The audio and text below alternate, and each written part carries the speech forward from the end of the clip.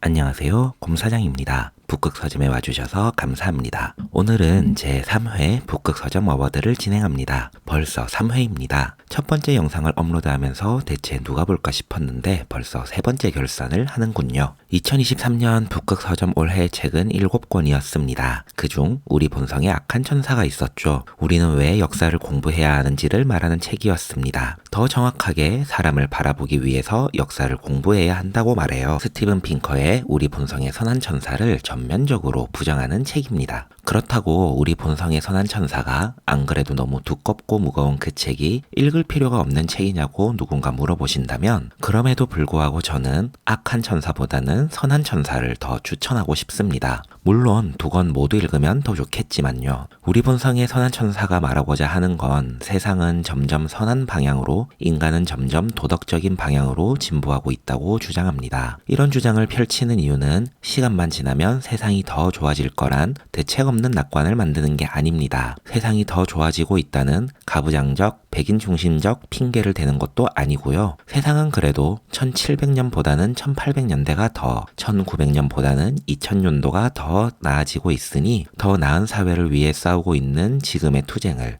포기하지 말자는 이야기를 하는 것이지요. 언젠간 좀 더 좋은 세상이 올 거라고, 그러니 서로를 믿어가며 조금 더 힘내자는 말을 전해드리면서 그럼 이제 본격적으로 북극서점의 올해의 책들을 말씀드려 볼까요? 티를 팍팍 내지 않아 잘 모르셨겠지만 북극서점은 정말 웬만하면 신간만 소개해드리려고 노력하고 있습니다. 작년에도 그랬듯 올해 역시 근 2년 사이에 출간, 개정된 책에서만 올해의 책을 선택하려 합니다. 그럼 우선 첫 번째 상부터 확인해 보시죠. 곰사장 취향 저격 표지상입니다. 제가 샀던 책 중에 제 눈에 가장 예뻤던 표지를 소개해 드리려고 합니다. 첫 번째 후보는 당신의 작업복 이야기입니다. 사진도 멋지지만 이 책은 제목의 표현이 진짜 멋집니다. 옷 위에 이름을 주기해 놓은 실처럼 책 표지 위에 제목을 주기해 놓듯 표시했죠. 이 질감이 정말 기가 막힙니다. 작업복이란 제목의 질감을 기가 막히게 표현했죠. 이런 부분이 종이책을 사는 즐거움을 더해줍니다. 내용도 참 좋았고요. 두 번째 후보는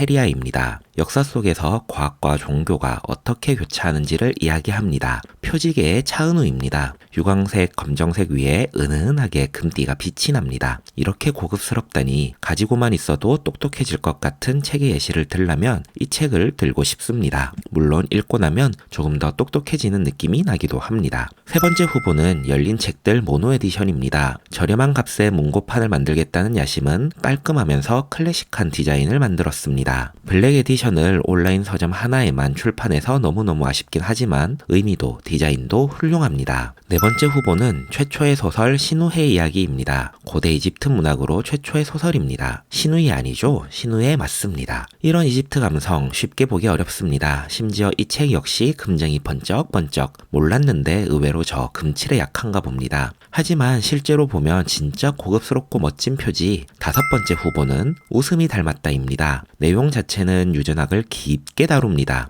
하지만 이야기가 너무 재미있어요. 읽는 즐거움이 있는 책입니다. 원서의 표지는 이렇게 생기지 않았어요. 좀 더 DNA의 나열을 표현했죠. 안토니 반 다이크의 그림을 가져와서 책 제목과 내용을 무척 고급스럽게 표현해냈습니다. 여섯 번째 후보는 여인형의 화학 공부입니다. 이 책 실제로 보셔야 합니다. 민트색 색감이 정말 대단해요. 플라스크나 실린더 같은 실험 도구는 반짝반짝 유광으로 빛이 나서 더 예쁩니다. 재미있긴 한데 내용은 화학을 좀 아시는 분이 대상 독자입니다. 내용에 깊이가 좀 있는 편이었습니다. 후보에 있는 모든 표지가 마음에 들어서 한 권만 고르는 게 정말 어려웠는데요. 곰사장 취향 저격 표지상 수상자는 웃음이 닮았다. 원작의 표지를 그대로 가져오지 않고 책 제목을, 제목의 의도를, 그리고 책 내용의 은유를 모두 담았습니다. 그 와중에 제목과의 배치도 고급스럽고요. She has her mother's love라는 원제를 웃음이 닮았다라고 옮긴 번역도 훌륭해서 모든 박자가 표지에서 조화롭습니다.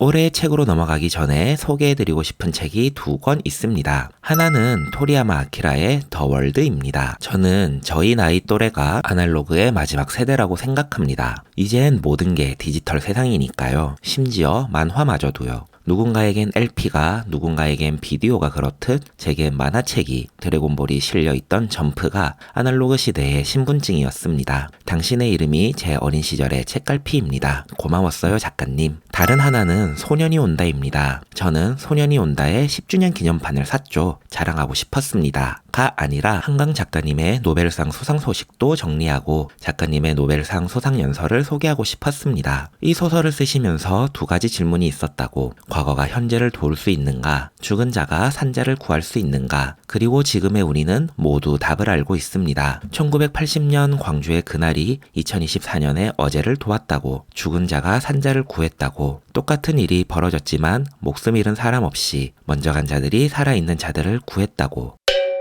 그럼 이제 북극 서점 올해의 책을 이야기해볼까요? 올해의 책으로 꼽은 책은 총 6권입니다. 첫 번째 책은 맡겨진 소녀입니다. 이 책의 작가는 클레이 키건이고 카테고리는 소설입니다. 얇아서 완독하기 좋다는 엄청 큰 장점을 가지고 있습니다. 그리고 문장을 읽는 즐거움을 새삼스레 느끼게 해주는 책입니다. 서사를 읽는 즐거움만 점점 남던 책에 문장 자체를 음미할 수 있는 기회가 된 책이죠. 클레이 키건의 책은 현재 총 3권이 번역되어 있습니다. 이처럼 사소한 것들과 푸른 들판을 걷다까지요. 그 중에 이처럼 사소한 것들은 맡겨진 소녀만큼이나 좋아했어요. 이 책과 비교해서 어떤 걸 올해의 책으로 꼽을 것인가 고민했는데요. 문장을 읽는 즐거움이 더 컸기에 맡겨진 소녀를 추천해 드립니다. 물론 이처럼 사소한 것들도 너무너무 좋은 책이고 올해의 책으로 선택해도 이상하지 않았으니 꼭 한번 읽어보시면 좋겠습니다. 두 번째 책은 봄을 마주하고 10년을 걸었다입니다. 카테고리는 인터뷰 에세이입니다. 올해는 세월호 참사 10주기였습니다. 이 책은 그때의 생존자였던 학생들,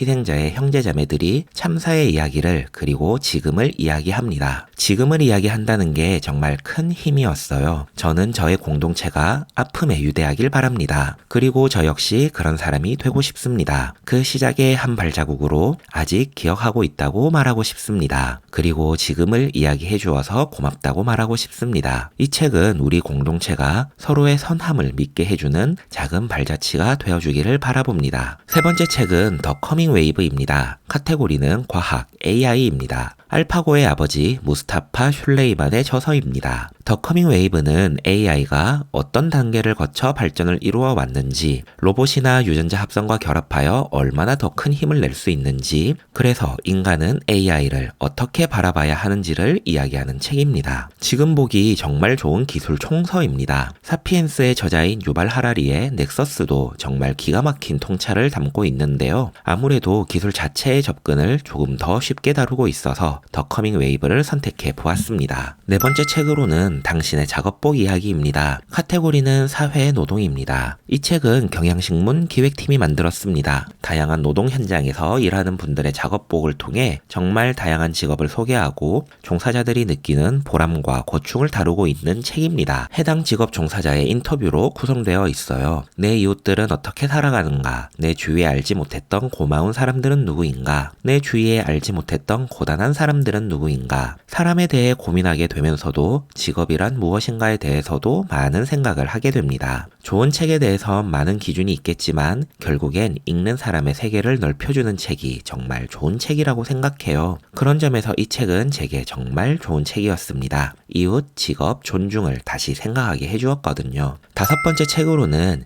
옛 그림으로 본 조선 시리즈입니다. 카테고리는 미술입니다. 최열 작가님께서 지으셨죠. 총 3권입니다. 금강, 강원, 경기, 충청, 전라, 경상 이렇게요. 혹시 옛 그림으로 본 서울, 제주 시리즈를 기억하시는 분들이 계실 수도 있겠네요. 이 책은 진짜 너무나 특별합니다. 실령 산수화가 총망라되어 있다는 점만으로도 대단하지만 그림 하나마다 작가가 말해주는 깊은 이야기도 정말 재미있기 때문입니다. 최열 작가님의 우리 그림에 대한 애정을 넘어 헌신까지 느껴지는 책입니다. 우리 그림을, 우리 땅과 조상을 우리 이야기로 접하는 느낌이 참 좋았어요. 여섯 번째 책으로는 잡동사니 현대사입니다. 카테고리는 한국사, 생활사입니다. 존우용 교수님의 책입니다. 총 3권으로 되어 있고 1권만 해도 100개가 넘는 잡동사니를 소개해 주시는데요. 예를 들면 안경, 고춧가루나 명함, 수세미 등이 언제 우리나라에 들어왔고 어떻게 민중의 삶을 바꾸었는지 말씀해 주십니다. 이 책을 올해의 책으로 선택한 건 별 이유도 없습니다. 이야기 자체가 너무너무 재미있기 때문입니다. 하지만 이유를 달자면 또 너무 많은 이유를 붙일 수도 있죠. 제목에서 볼 수 있듯 이 책은 현대사를 다루고 있습니다. 아주 멀리 가야 일제강점기 때부터 시작하죠. 작가님께서 소개하시는 사물들이 민중에게 미친 영향을 다루시기 때문에 결국 이 책은 잡동사니로 보는 현대민중사입니다. 전우용 작가님의 현대사 이야기는 누구에게나 추천할 만하죠. 책도 너무 예쁘게 잘 나와서 정말 사고 싶게 나오기도 했고요.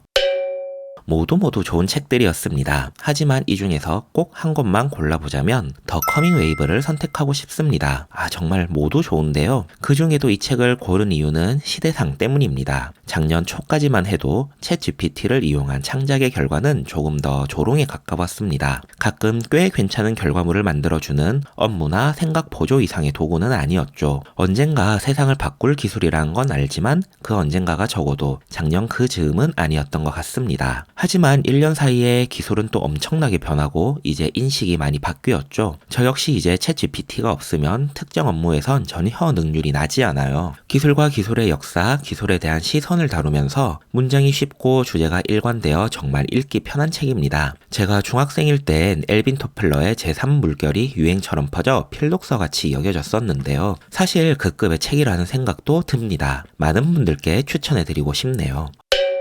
어워드를 마무리할 때의 바람은 늘 같은 것 같습니다. 오늘 소개해드린 책들 중에서 한 권이라도 읽어보고 싶은 마음이 생기셨다면 정말 큰 기쁨일 것 같습니다. 추천해드린 책을 재미있게 읽으셨다면 정말 큰 보람일 것 같습니다. 한 해 더 함께 해주셔서 감사합니다. 다음에 또 만나요.